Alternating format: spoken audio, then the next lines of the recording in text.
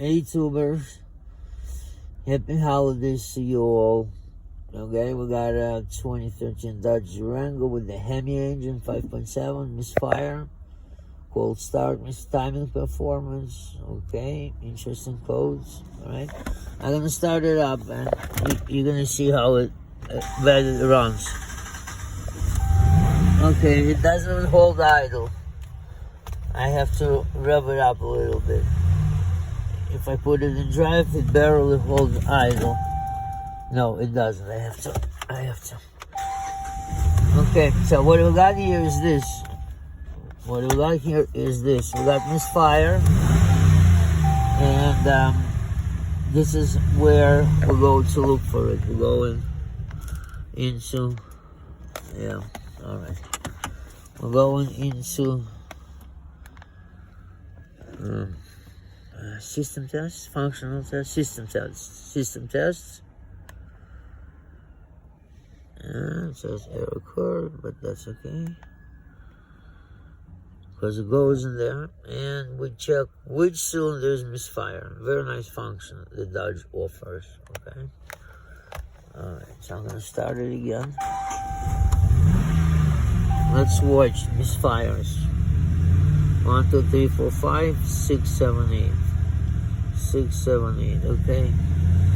So what I got here is cylinder 6, cylinder 7, cylinder 8, constantly misfiring at a similar rate, looks like.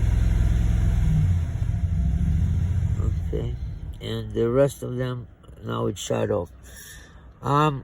They changed a few things there, as usual. They changed spark plugs, coils, or some, maybe injector, they told me. Injector, no, they didn't change it. But, I knocked the scanner off. But it's not an injector issue. From what I understand, this engine makes a hell of a lot of noise. And that noise is attributed usually to the lifters.